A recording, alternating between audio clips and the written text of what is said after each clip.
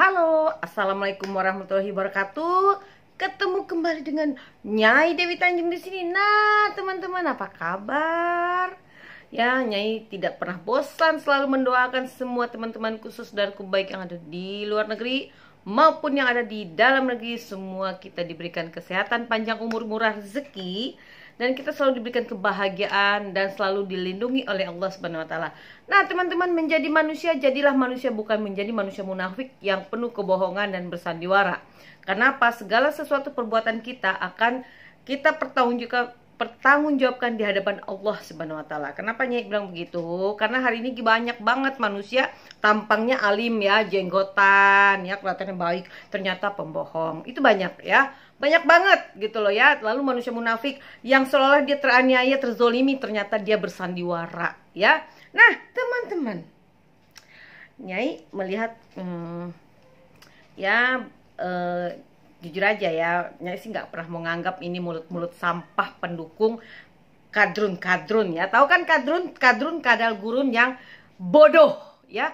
Kelompok-kelompok bodoh ini, kadal gurun yang bodoh ini ya, Nyai maafkan mereka. Bagaimanapun mereka tuh kan nggak ngerti karena mereka bodoh. Jadi mereka mempercayai sesuatu tanpa mereka investigasi dan cari tahu kebenarannya. Karena mereka hanya lebih percaya dari mulut satu orang yang belum tentu kebenarannya itu teruji.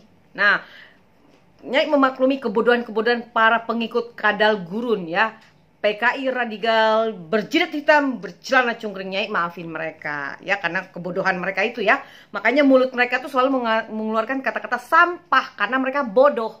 Orang bodoh biasa mereka tidak punya pendidikan yang tinggi, tidak punya etika dan sopan santun untuk berbicara lebih baik dan santun, ya kan? Nah, teman-teman, di sini Nyai mau membaca Ombudsman. Tahu Ombudsman ya?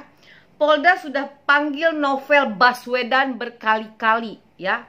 Polda Metro Jaya sudah memanggil Novel Baswedan berkali-kali. Tahu kan Novel Baswedan yang saat ini Nyai laporkan ke Polda Metro Jaya. Tapi tidak diindahkan. Ya, nah ini baca. Ya, ini Ombudsman Polda Metro Jaya sudah panggil Novel berkali-kali tapi tidak diindahkan. Kita buka linknya ya kan, kita buka linknya, kita baca bareng-bareng karena biar teman-teman paham gitu ya. Ini kasus ini ada sesuatu yang aneh dan tapi nyata. Kalau seumpamanya benar Novel Baswedan ini korban penyiraman air keras, bukan air brush ya, bukan air keran, dia harusnya dia kooperatif ya kan. Di saat penyidik dari kepolisian datang memanggil dia kooperatif dong, memberikan keterangan karena dia korban. Kalau itu benar-benar korban dari penyiraman air keras ya. Ini bukan ini kita berbicara fakta ya, supaya kita cerdas menyikapinya. Nah, Komisioner Ombudsman RI Adrianus Maliela mengatakan pihak penyidik Polda Metro Jaya telah berupaya meminta keterangan Novel Baswedan terkait penyerangan terhadap penyidik Komisi Pemberantasan Korupsi tersebut. Namun, kata Adrianus, komunikasi yang dilakukan secara formal maupun informal oleh penyidik tidak ditanggapi oleh Novel Baswedan yang katanya dia itu korban penyerangan air keras. Dengar itu ya. Untuk diketahui, Polda sudah memanggil Novel 2 kali tapi tidak diindahkan. 2 kali itu dia dari Singapura, setelah dia datang ke Jakarta dipanggil 2 kali. 2 kali itu resmi. Juga tidak terhitung menurut pihak Polda komunikasi informal yang dilakukan oleh Polda Metro Jaya kepada pihak Novel Baswedan. Itu pun tidak pernah diindahkan oleh Novel Baswedan. Jadi ini ya, baca beritanya di sini bahwa Novel Baswedan berkali-kali dipanggil oleh penyidik Polda Metro Jaya untuk diminta keterangan, tidak pernah datang. Lalu ada juga saksinya Novel Baswedan yang katanya satpam pada waktu itu diminta datang, si satpam menjawab bahwa dia tidak punya kendaraan. Pihak Polda menyediakan kendaraan dan menjemput satpam tersebut, tapi ternyata diputar balikan, dia bilang dia dipaksa oleh pihak kepolisian. Padahal tidak pernah ada pemaksaan ya. Kalau keterangan saksi itu tidak dipaksa ya. Maksudnya tidak ada pemaksaan gitu loh. Yang lebih banyak terfokus itu adalah terlapor. Nah, untuk diketahui ya. Nah, jadi nih ya, Adrianus mengatakan novel menolak memberi keterangan secara formal kepada penyidik. Ya, nih di sini ada tulisannya ya. Di sini nih tulisannya nih kan. Bisa dibaca, nanti teman-teman bisa share. Dari keterangan di Reskrimum Polda Metro Jaya Kombes Royki Harilangi, komunikasi secara informal dilakukan karena banyak anggapan bahwa polisi terkesan menekan novel karena dilakukan pemanggilan secara formal. Komunikasi secara informal merupakan komunikasi yang dilakukan secara persuasif terhadap novel Baswedan, kayak katanya korban penyiraman air keras. Adrianus menjelaskan tim Satgas yang dibentuk Kapolri Jenderal Tito Karnavian juga telah menggelar rapat bersama dengan tim 5 KPK yang bertugas mendampingi proses pengungkapan kasus tersebut. Saat pertemuan itu, polisi meminta tim 5 KPK membujuk novel agar mau memberikan keterangan. Halo? Ya? Tapi sampai sekarang belum juga ketemu, jadi itulah situasinya, ujar Adrianus. Ya kan? Pada tanggal 11 April, seusai melaksanakan sholat subuh di masjid tak jauh dari rumahnya, novel tiba-tiba disiram oleh dua orang tak dikenal mengendarai sepeda motor. Cairan itu mengenai wajah novel. Kejadian itu berlangsung begitu cepat hingga novel tak sempat mengelak. Ya. Tak seorang pun menyaksikan peristiwa tersebut. Tak seorang pun yang menyaksikan peristiwa tersebut. Catat ya. Sejak saat itu novel menjalani serangkaian pengobatan untuk menyembuhkan matanya. Hingga kini kepolisian belum mampu mengungkap kasus tersebut. Ombudsman juga telah menghentikan penyelidikan dugaan maladministrasi penyidik Polda Metro Jaya pada kasus penyerangan terhadap novel karena telah mendapat klarifikasi dari pihak kepolisian. Ya, aduh blebet nih kalau udah nyebut bahasa-bahasa yang susahnya disebut ya. Nah,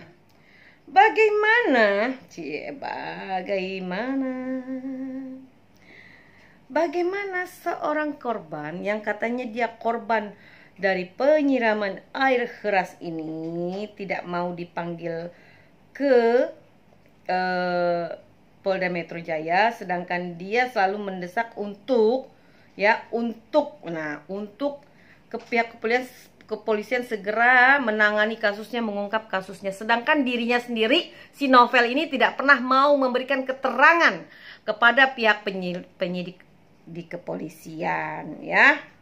Nih, karena buat vlog ini udah tengah malam, tentu ada sedikit hantuk-hantuknya sendiri ya. Nah, lalu di sini juga Nyai mau menunjukkan sama teman-teman bahwa pada waktu ya, ntar Nyai cari dulu. Pada waktu katanya novel ini diserang sama pelaku yang diduga menyiramkan air beras ini ke muka novel Baswedan, ya kan? Nah, ini ya di sini. Nah, secara logika di sini ada tanggal ya. Ini adalah pada waktu kejadian ya. Ini dirilis oleh tempo.co. Jadi jelas ya. Jelas, jadi teman-teman harus perhatikan. Nah, ini rekaman CCTV yang dirilis oleh tempo.co. Dan ini terjadi tanggal 11 April 2017 jam 5.10. Ya, di sini ada ibu-ibu 2 orang. Nah, ini si penyerang. Nah, si novel di sini teriak-teriak. Ya. Dari pernyataan novel pertama dia bilang tidak ada yang menyaksikan peristiwa tersebut, tapi di rekaman CCTV ini ada 2 orang ibu-ibu, ya kan? Nih ada 2 orang ibu-ibu. Nah, kenapa pada waktu Nyai di salah satu stasiun TV Nyai diam saat si pembawa acara bilang tidak ada CCTV? Karena dia tidak update bahwa ini adalah CCTV yang diambil dari tetangga novel Baswedan, ya. Tidak mungkin hari ini dia diserang, besok baru keluar CCTV, kemarinnya baru ada CCTV muncul, itu tidak mungkin ya. Jadi ini adalah CCTV yang terjadi pada saat penyerangan. Nah, ini ada motor, ya kan? Kelihatan kan?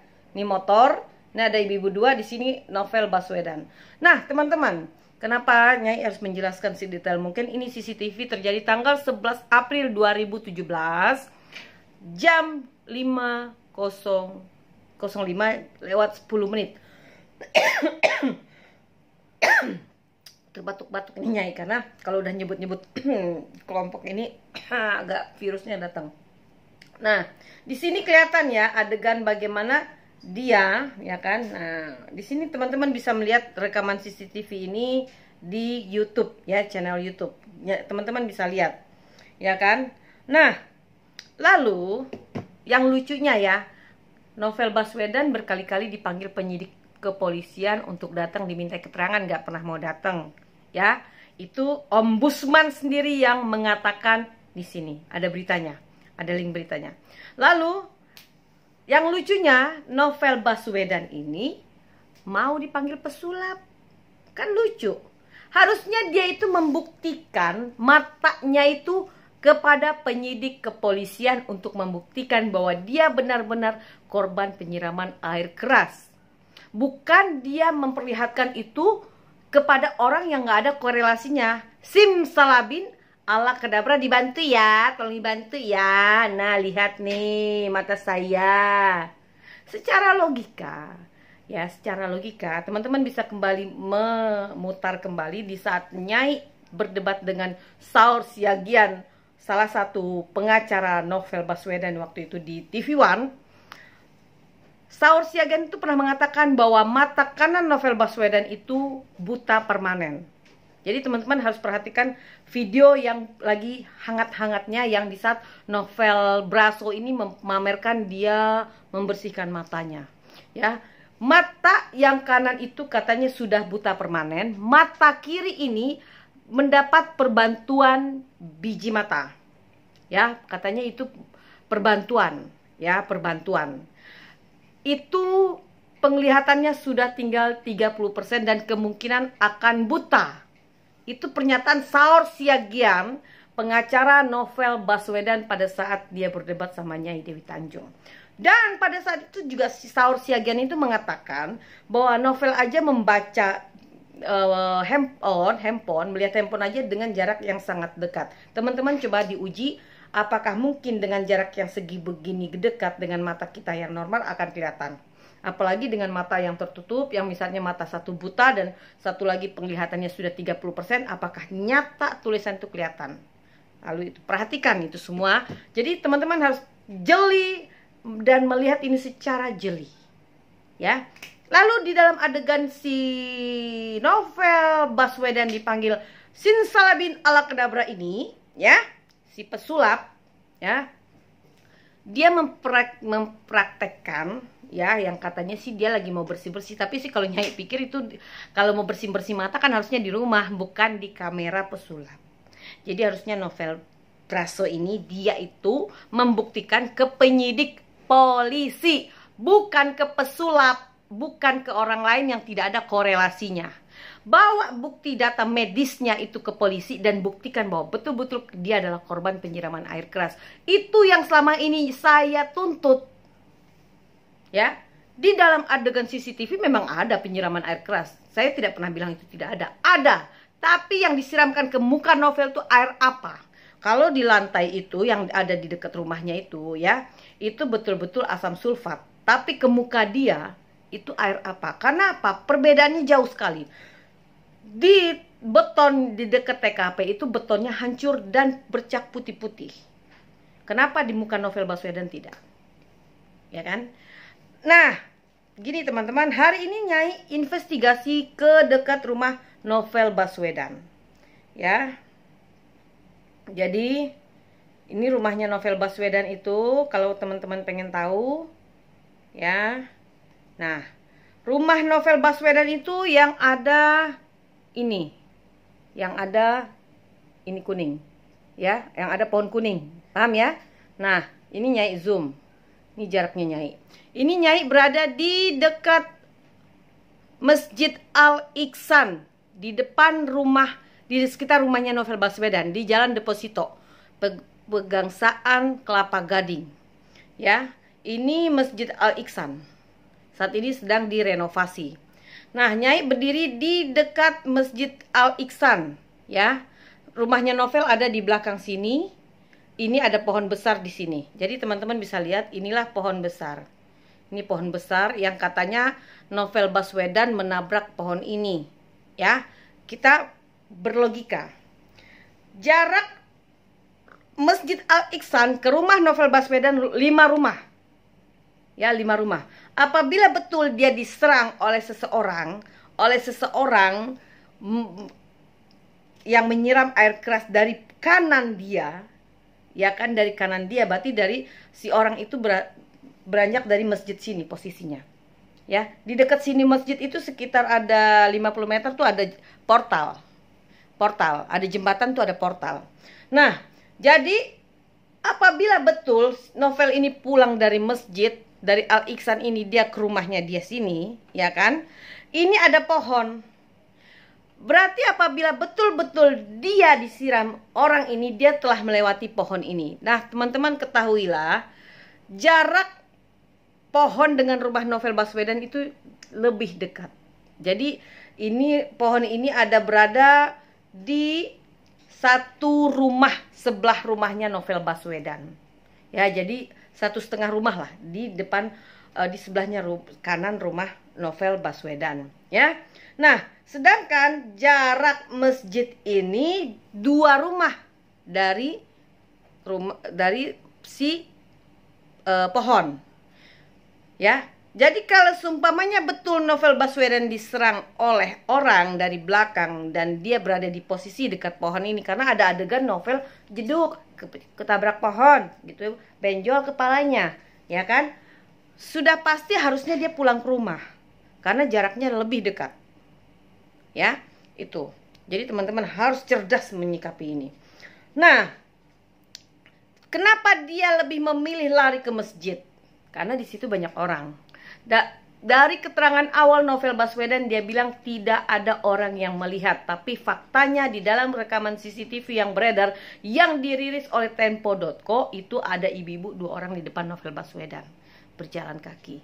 Ya, nah Novel berlari ke Masjid Al-Ihsan.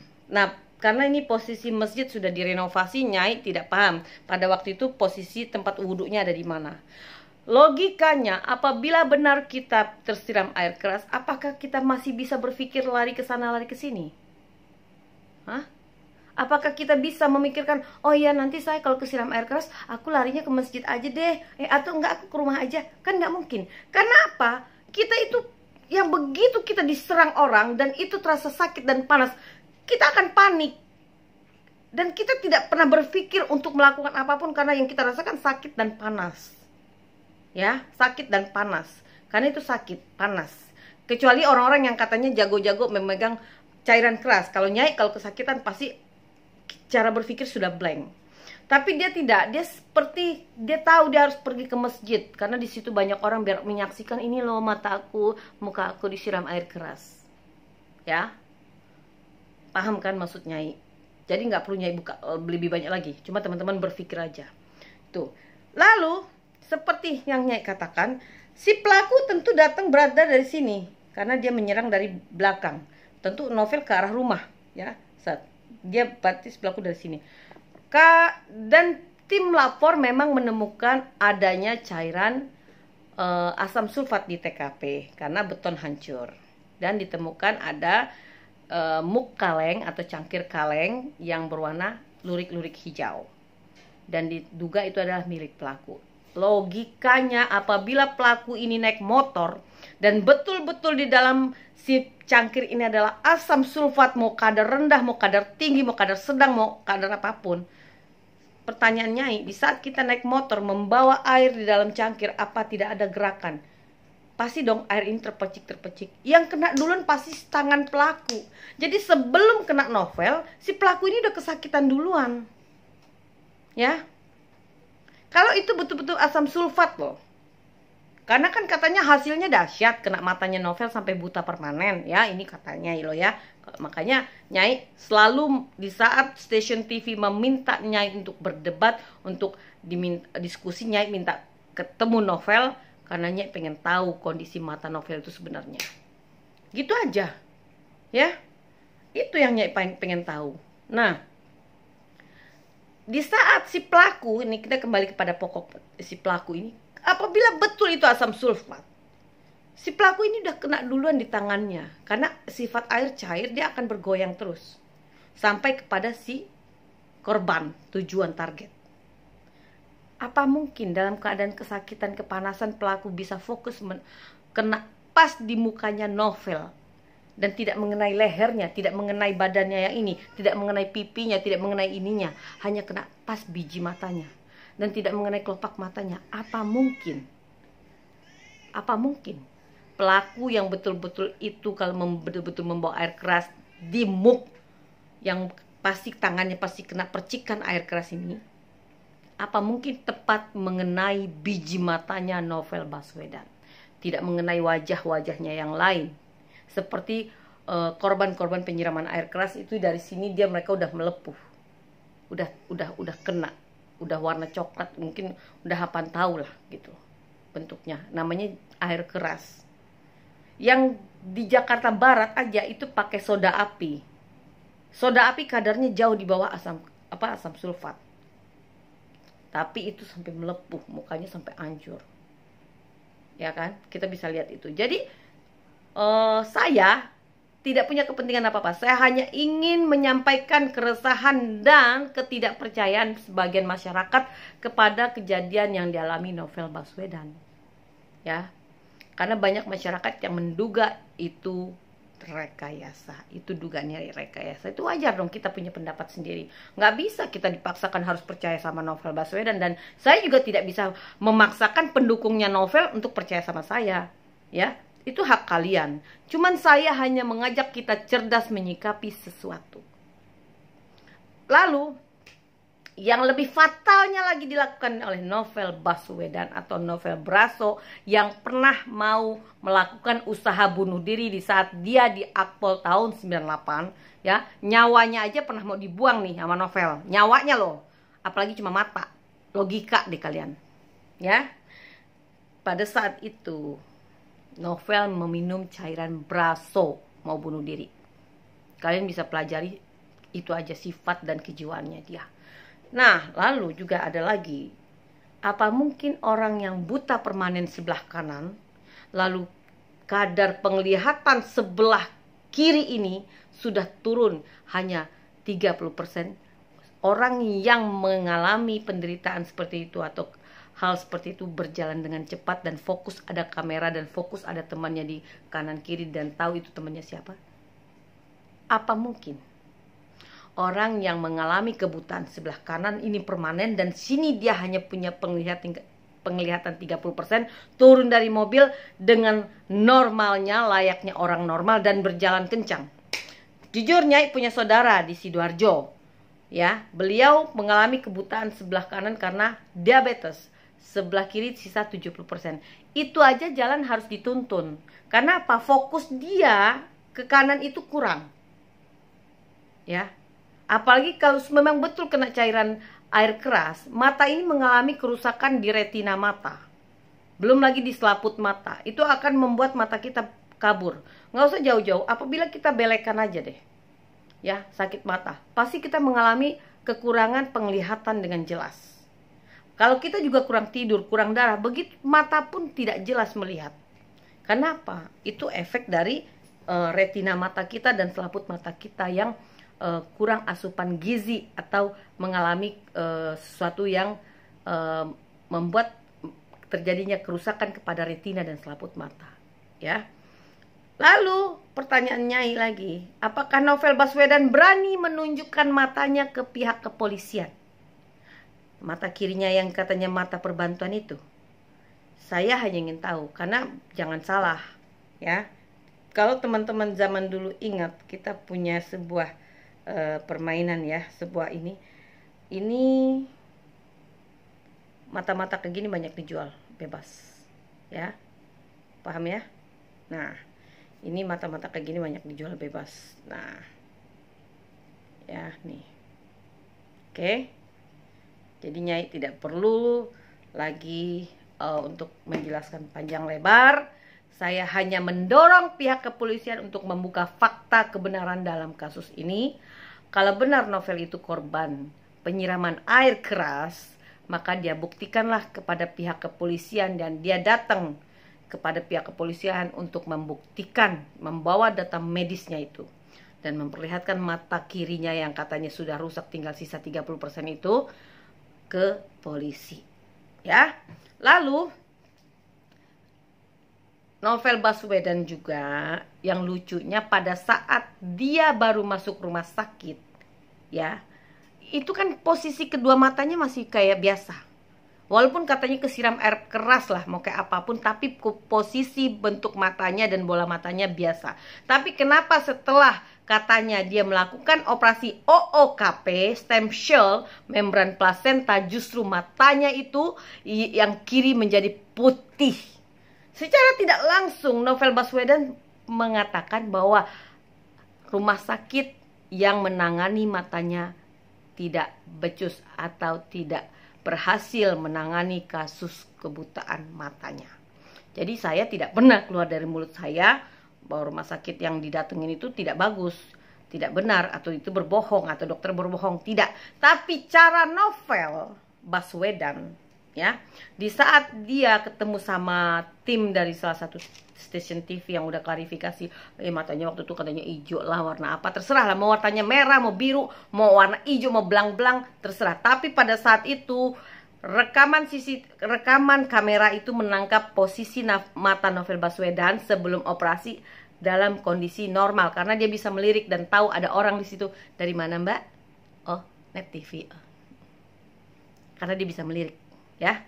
Dan posisi mata itu tidak putih, ya, tidak putih seperti saat ini, ya, seperti saat ini. Saat ini justru aneh, setelah dia melakukan stem cell membran plasenta yang katanya dia melakukan operasi mata di Singapura maupun di Jakarta, kenapa matanya justru makin parah, bukannya makin membaik?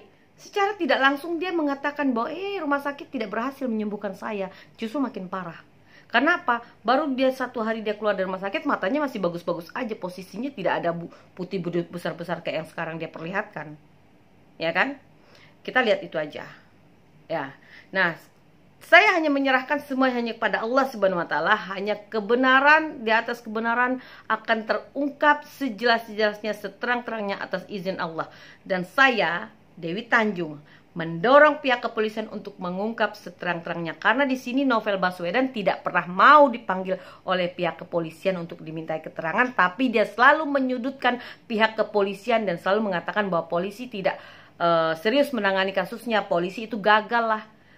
Bagaimana polisi bisa bekerja dengan baik kalau Novel sendiri tidak mau memberikan keterangan dan saksi-saksinya juga tidak mau memberikan keterangan yang korporatif, ya.